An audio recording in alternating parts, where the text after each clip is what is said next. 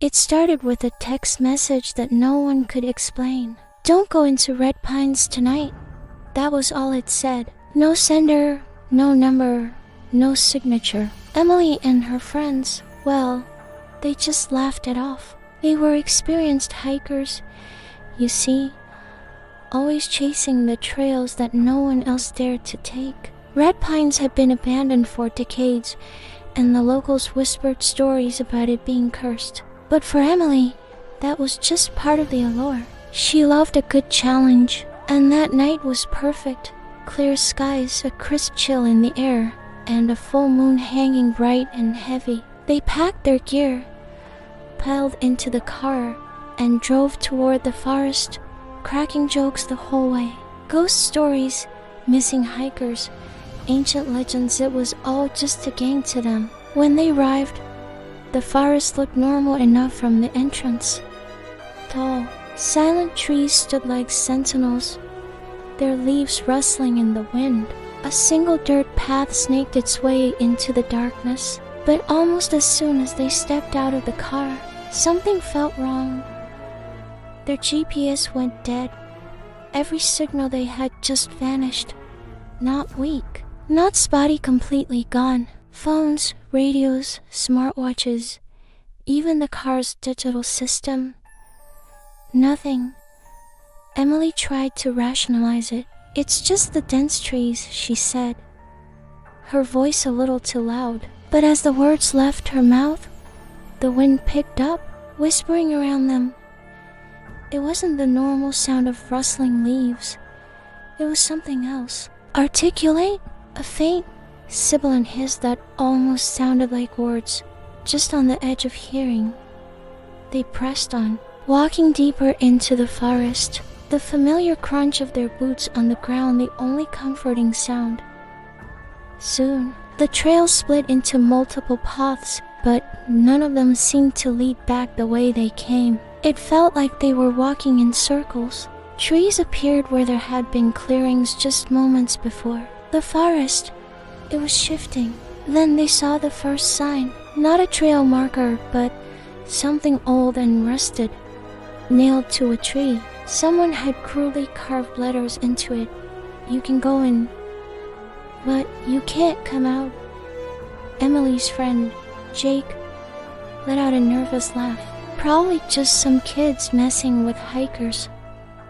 But his feet were planted firmly on the ground. The next few hours, or was it days? We couldn't tell. It was a waking nightmare. Every path we tried to retrace, every desperate attempt to find our way back, just led us to the same cursed cabin. We'd walk for what felt like miles, only to turn a corner and see its dark silhouette against the trees, waiting for us. But this forest, it wasn't just a place. It was alive, and it was constantly changing. Trees would move, rearranging themselves like pieces on a chessboard. The shadows would stretch and twist into unnatural shapes, and the whispering, it never ever stopped. It was a constant, unsettling murmur just at the edge of hearing. I swear I saw things. Glimpses of us, my friends and me, just outside the windows. We were standing there, frozen, our faces pale, our eyes wide with a terror I recognized because I felt it in my own soul.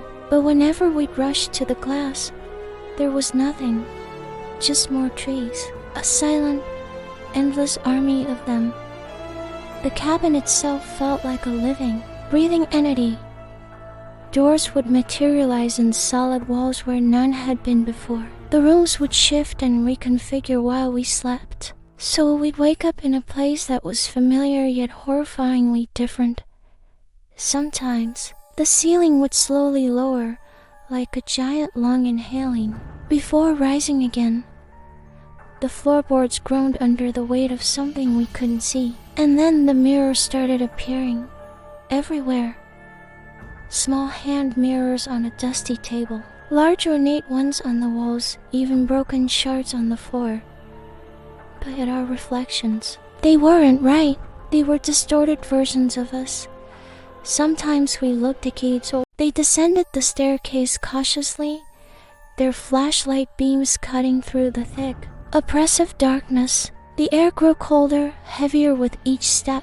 This wasn't just a cellar, it was a descent into something ancient and wrong. The walls weren't stone or wood anymore. They were alive, writhing with thick, black vines and gnarled roots that pulsed with a faint, sickly light. The floor was damp and spongy under their boots, as if the very heart of the forest was bleeding onto the steps. At the bottom, the narrow staircase opened into a vast chamber. It was a space that defied logic. Not natural, but not man-made either. It felt grown. The walls glowed with a soft, ethereal luminescence, and as their eyes adjusted, they saw them. Shapes, shifting and swirling within the very substance of the walls' faces. Thousands upon thousands of them, stretching into the horrifying infinity of the chamber. Pale faces, mouths wide in silent screams, eyes filled with an eternity of terror. Emily's breath hitched. She recognized a face from a missing person poster back in town. Then another.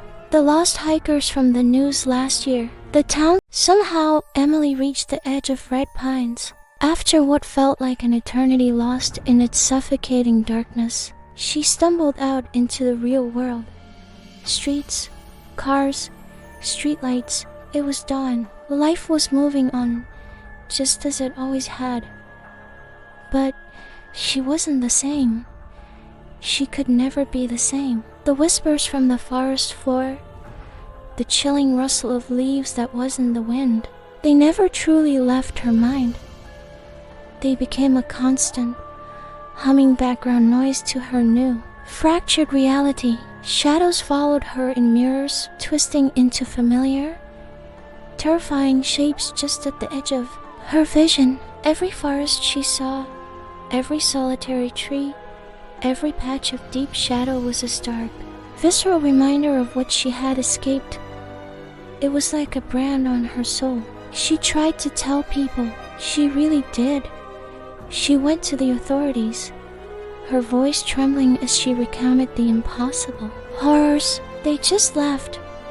Experts were brought in, and they offered their clinical, dismissive diagnoses: hallucinations, extreme exhaustion, severe sleep deprivation. No one believed her. They looked at her with pity, with skepticism, never with understanding.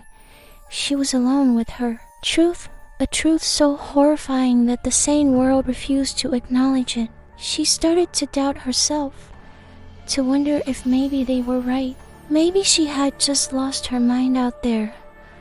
Until the day she received the message. It wasn't a text or an email. It was just a feeling, a cold certainty that washed over her, accompanied by that same familiar, malevolent whisper in her head. You survived, but it remembers. In that single, terrifying moment, Emily understood. Red Pines wasn't just a forest. It wasn't just a collection of ancient trees and dark paths. It was alive, a sentient, patient predator. It collected stories, it collected fears, and it collected souls. And it remembered everything.